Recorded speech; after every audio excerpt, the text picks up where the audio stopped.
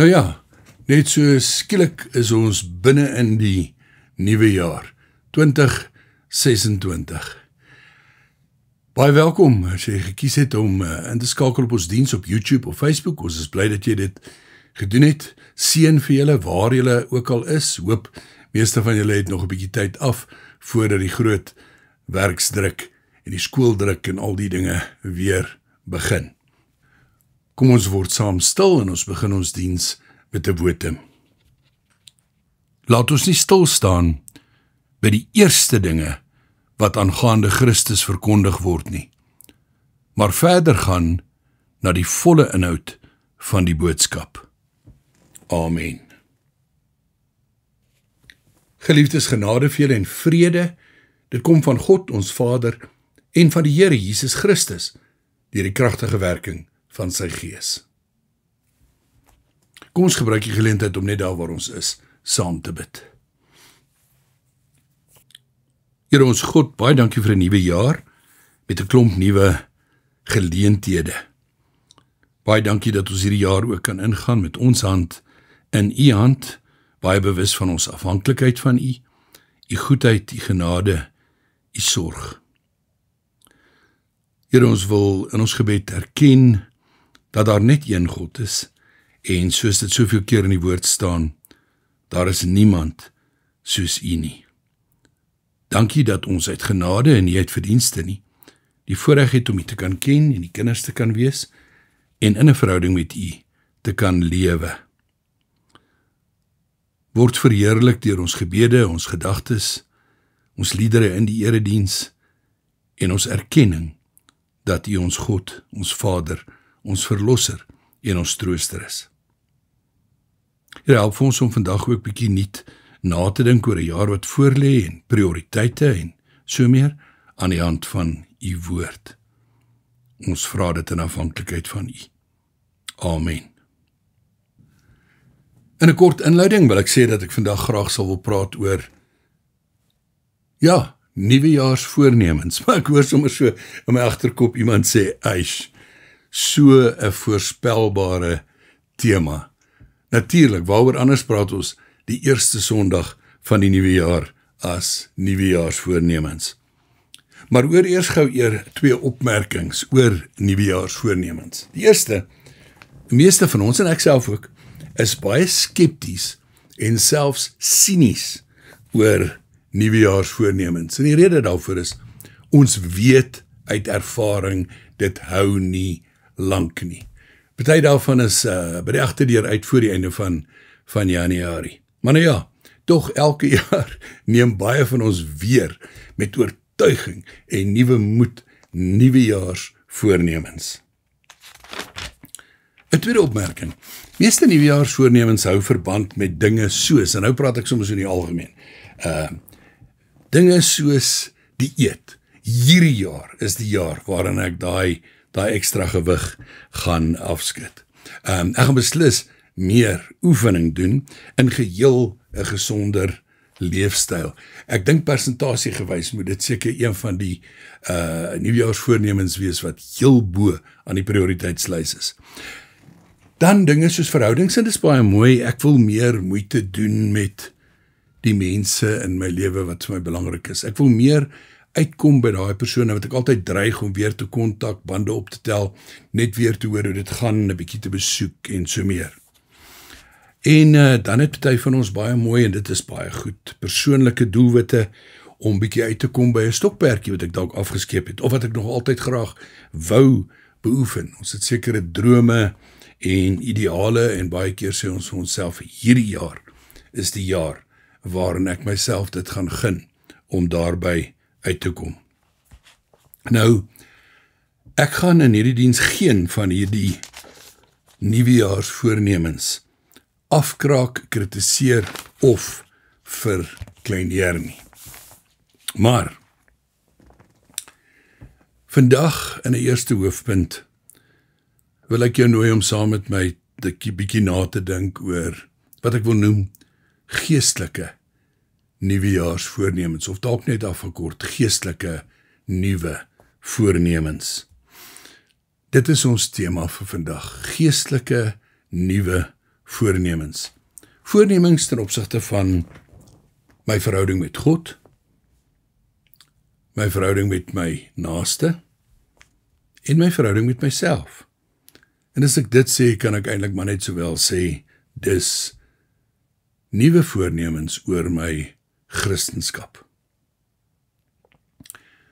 Paulus lê geweldig sterk klem daarop, dat gelowiges, Christene, ek gaan die term maar interverwisselend gebruik, gelowiges Christene, nie mag stagneer nie, maar dat ons moet groei, dat ons moet verdiep, en dat ons moet verander.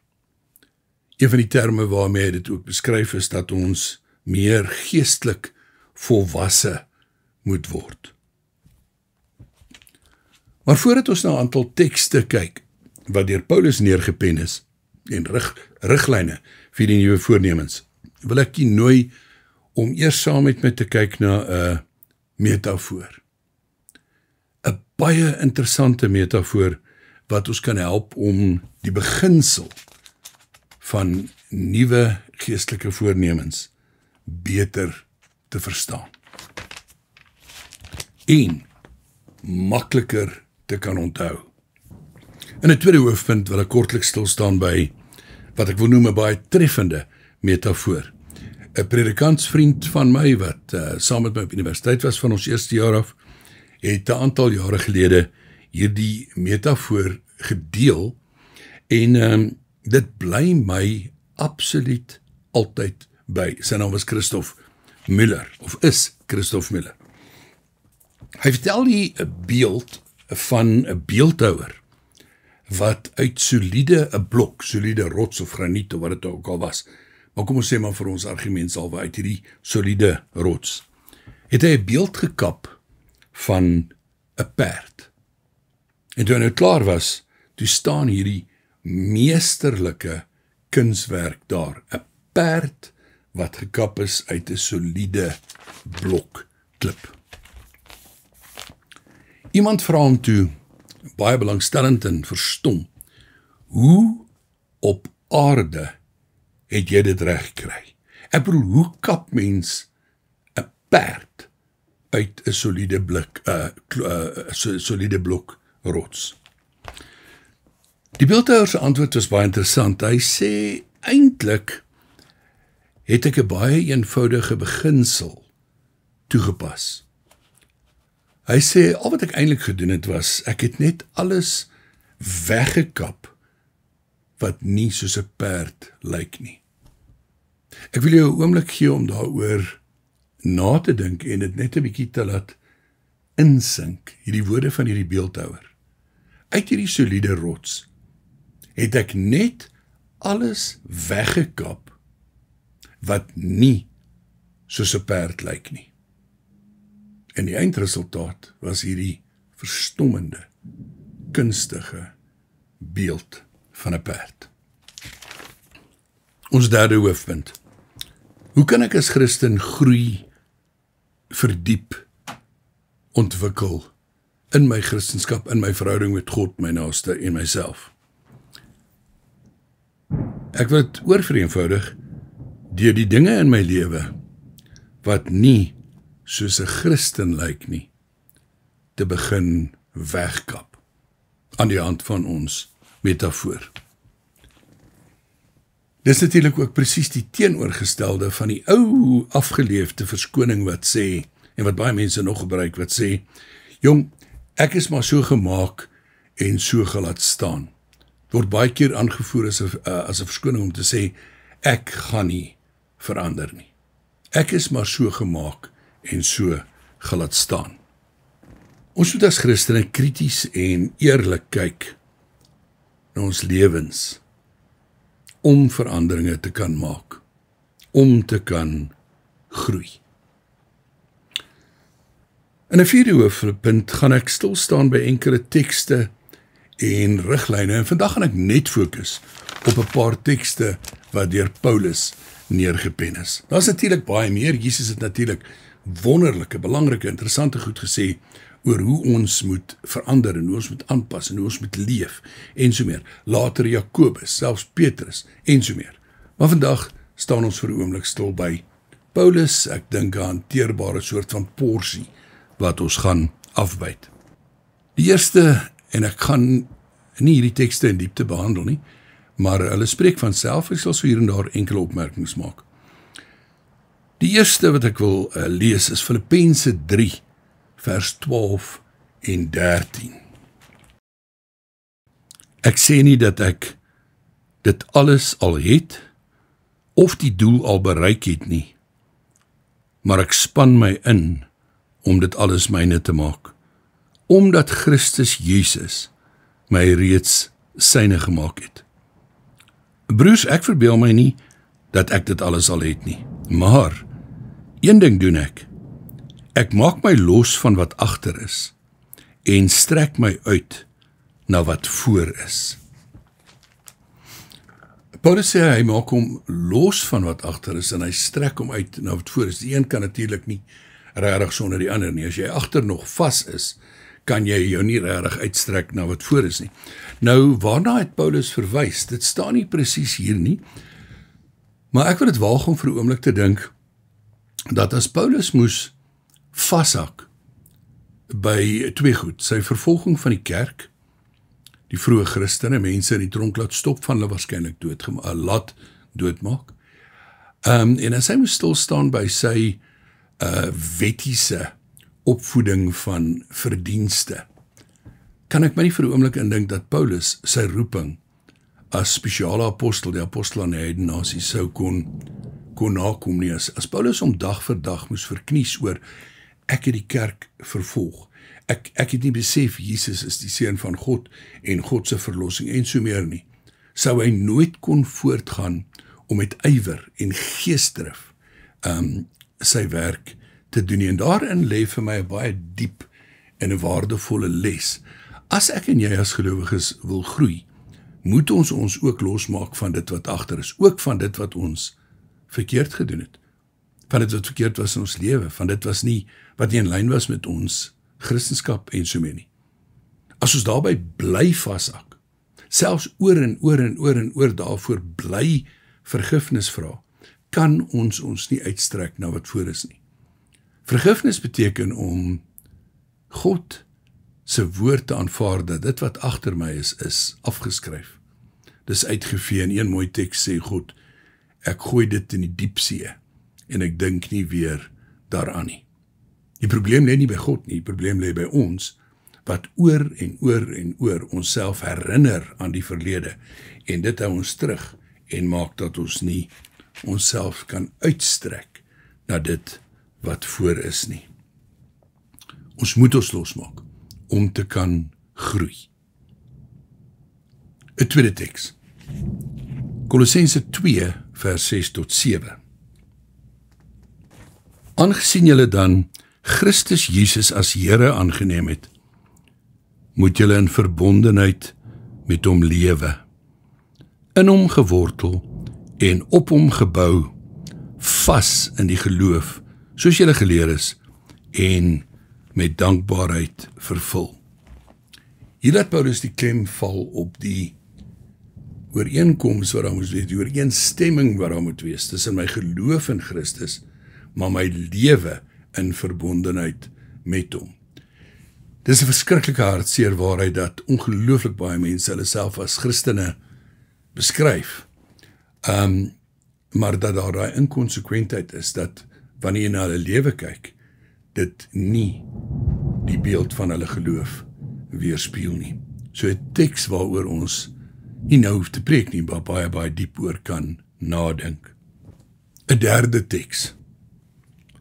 En hier gaan dit nie oor ons verhouding met alle mense nie. Hier gaan dit oor ons gesindheid in die gemeente en ons gesindheid teenoor medegelowiges. Maar tog 'n belangrike teks wat ons ook as voorneme vir ons geestelike lewe kan hê.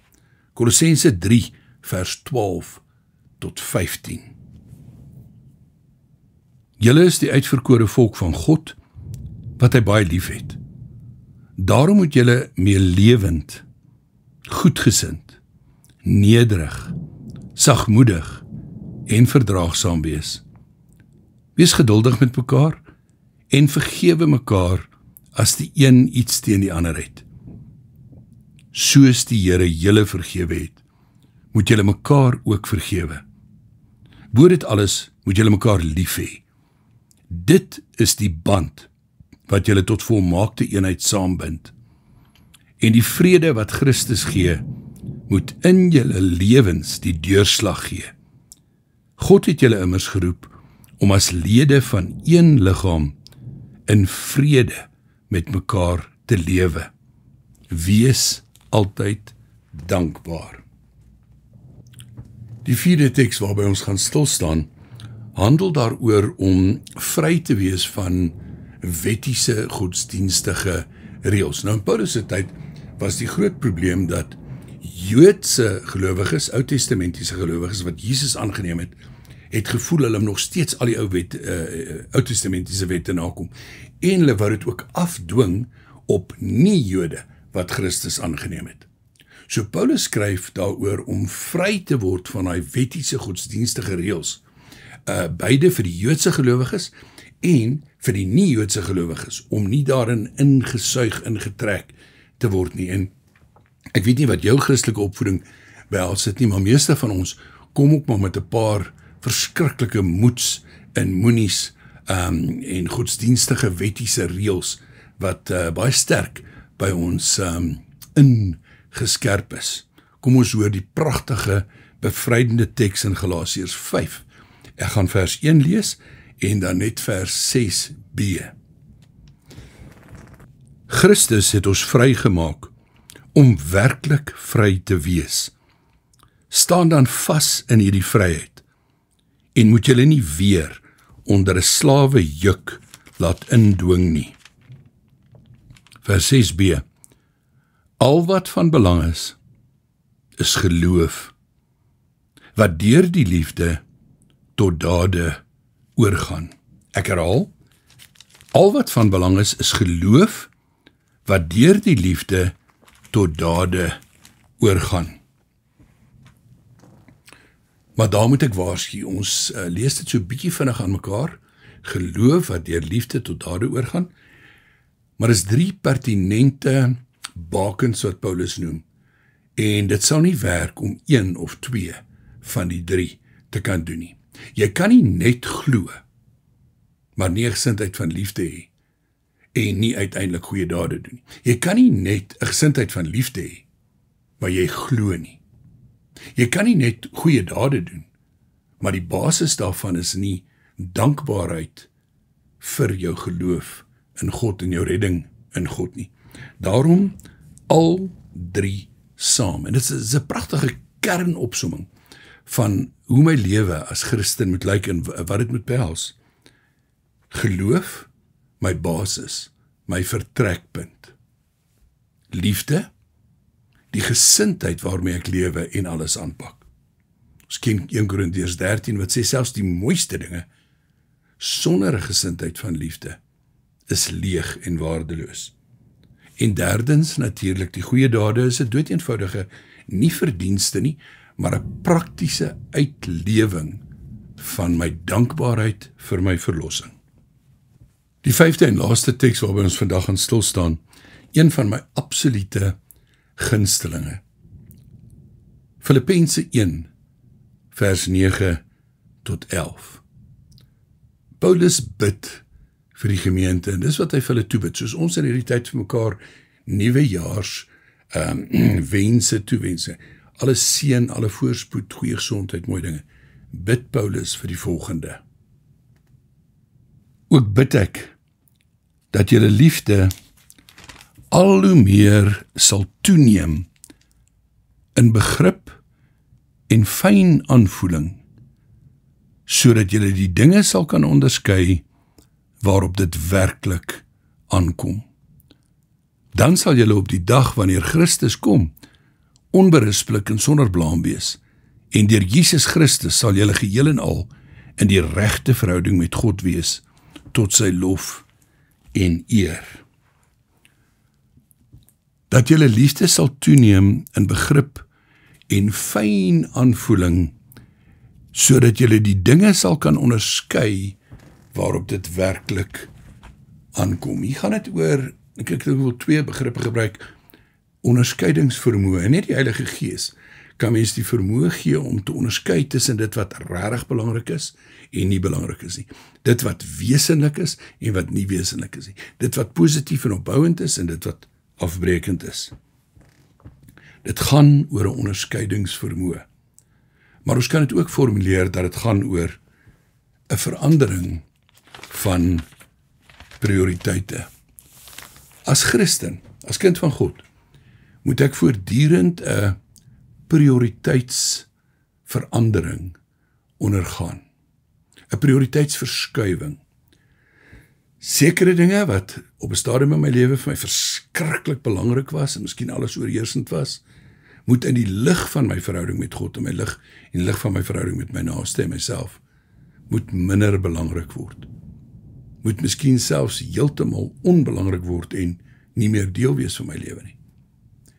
En die teenoorgestelde is ook waar. Sekere dinge waarop ek miskien in die verlede nie so sterk gefokus het nie, nie so bewus van was nie, moet nou 'n groter prioriteit in my lewe word, moet meer 'n staanplek kry, moet vir my belangriker word om aan aandag te gee en om uit te leef. Hierdie is 'n pragtige teks en mag dit een van die belangrikste tekste wees waarop ons voorneme, ons geestelike nuwejaars voornemens sal bou. Ek wil afsluit. Die beeldhouwer het uit die soliede blok, rots of graniet, alles weggekap wat nie soos 'n perd lyk nie. Kom ons vra God om deur sy Gees vir ons te help om te begin wegkap aan alles in ons lewens wat nie soos 'n Christen lyk nie. Amen. Here, help ons asseblief om werklik opnuut erns te maak met wie en wat ons as Christene is. Ons verhouding met U, ons verhouding met onsself, ons verhouding met ons naaste. Help ons om werklik by daai punt te kom om ons los te maak van wat agter is en ons uit te strek na wat voor is. En kom deur die Gees en lei vir ons in hierdie prioriteitsverskuiwing. Kom lê dinge op ons hart wat ons moet los of verander. Kom lê nuwe en mooi dinge op ons hart wat ons moet begin doen en dink en bedink en najag.